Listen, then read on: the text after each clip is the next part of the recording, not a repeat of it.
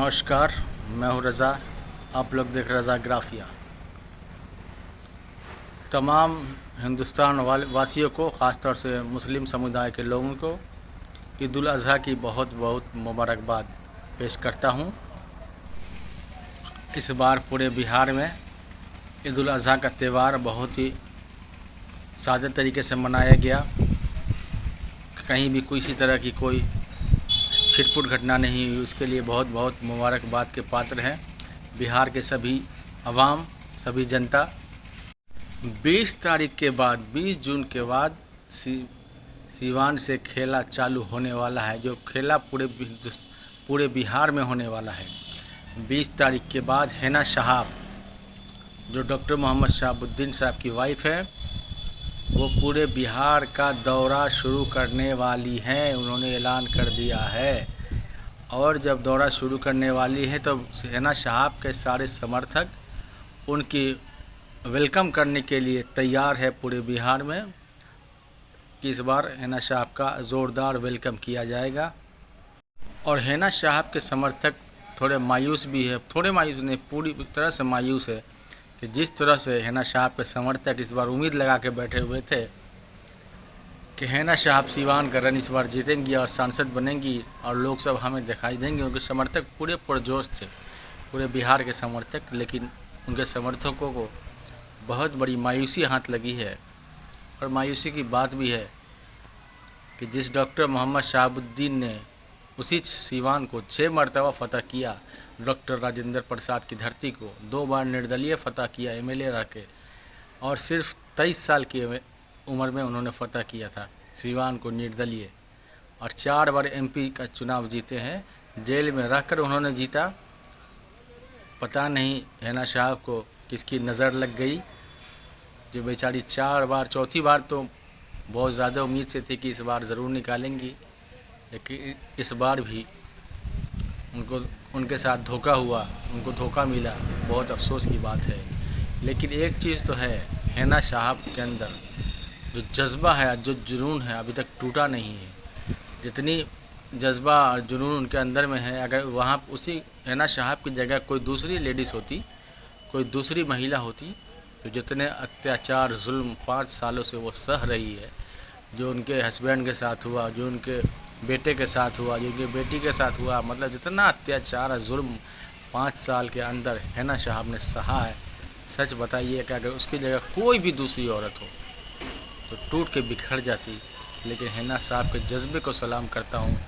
उतनी तकलीफ़, उतनी तशद्दुद झेलने के बाद भी वो औरत टूटी नहीं है, और फिर से बिहार में अपने कार्यकर्ताओं का वेलकम करने के लिए, कार्यकर्ताओं से मिलने के लिए, सबको जोश दिलाने के लिए, और ये याद दिलाने के लिए कि हैना साहब अभी मैं हूँ, समर्थक तैयार रहो। और इस बार पूरे बिहार के जो ख़ास तौर से मुस्लिम समुदाय के लोग हैं, वो मुस्लिम समुदाय के लोग पूरी तरह से आरजेडी को बाइकाट करने के मूड में नज़र आ रहे हैं। जहाँ भी मैं जा रहा हूँ, देख रहा हूँ, तो जितने भी मुस्लिम समाज के लोग आरजेडी से बहुत ज़्यादा नाराज़ है, बहुत गुस्से में है। कई जगह तो गालियाँ भी बोल रहे हैं, उल्टे सीधा बक रहे हैं।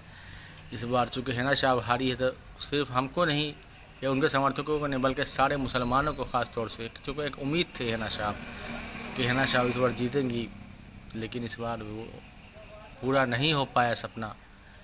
चलिए, और इस बार बाइकॉट आरजेडी का ट्रेंड विधानसभा इलेक्शन से पहले संभावना ऐसी कि चालू हो जाएगा आरजेडी का बाइकॉट करने के लिए। सारे मुस्लिम समुदाय के लोग ख़ास तौर से बाइकॉट आरजेडी करना शुरू करेंगे, क्योंकि आरजेडी ने जिस तरह से मुसलमानों को छला है, मुसलमानों को धोखा दिया है। एक भी एमपी लोकसभा में नहीं पहुंचा पाए। 25 में सिर्फ 2 मुसलमानों को टिकट दिया। जो मुसलमानों की पार्टी बोलते थे लालू यादव की ये माई की पार्टी है, मुसलमानों और यादव की पार्टी है, वो वहाँ 14% यादवों को आपने 8 सीट दे दिया, और 18% मुस्लिमों को सिर्फ 2 सीट दिया आपने। वो भी ऐसे आदमी को जानबूझ कर टिकट दिया जो जीतने के लायक नहीं थे। एमआईएम के एक गद्दार एमएलए को, जो एमआईएम से गद्दारी करके आरजेडी में चले गए, उसको आपने टिकट दे दिया अररिया से। जीते थे MIM के इस पे। पिछली बार तो आपने MLA में टिकट दिया नहीं था उसको, और जब वो MIM से जीत के लाया था, अब तोड़ के यहाँ लिया है, मंत्री बना दिए उसके लालच में।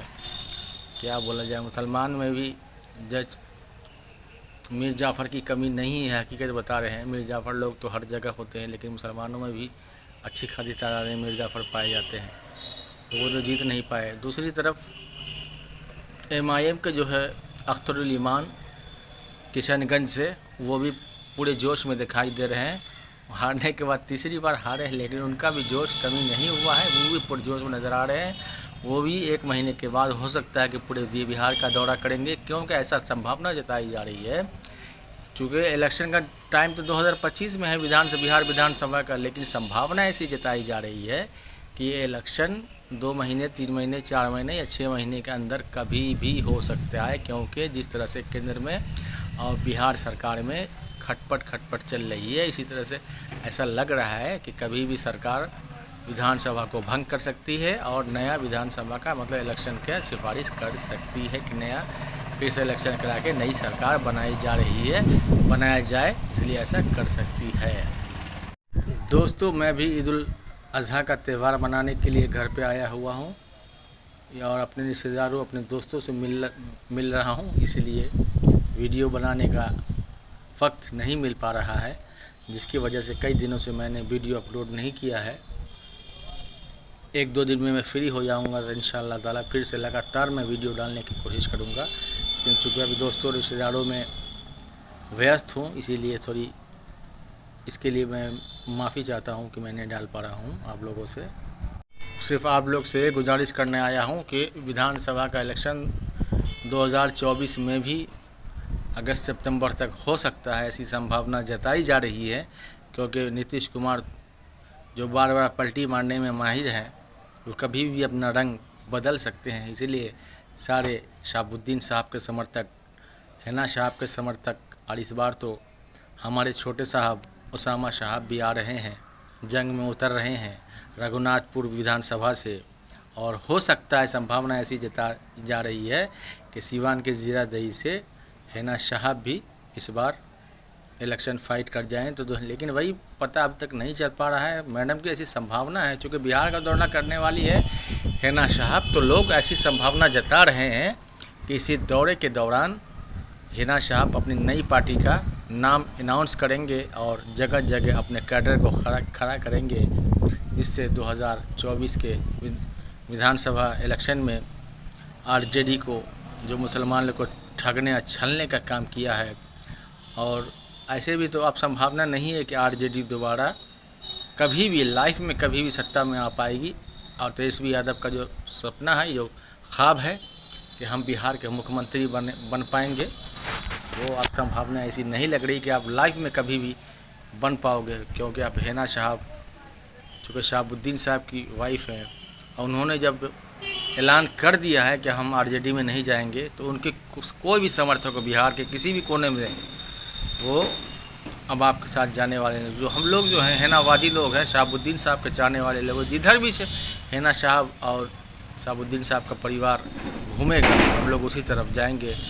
और इस बार इस विधानसभा इलेक्शन, आने वाले विधानसभा इलेक्शन में हम लोग पूरी ताकत के साथ, पूरी दिल से अपना काम धाम छोड़ के, सब कुछ छोड़ के इस बार इलेक्शन में लगना है जी जान से, और हिना साहब के जो पार्टी अनाउंस करेगी या जिस दल से भी वो जुड़ेंगी, उनको जिताना है और भरपूर मेहनत करना है। और RJD को तो इस बार बाइकआउट करना है, RJD को एकदम 10-20 सीट पर रोक देना है लाके।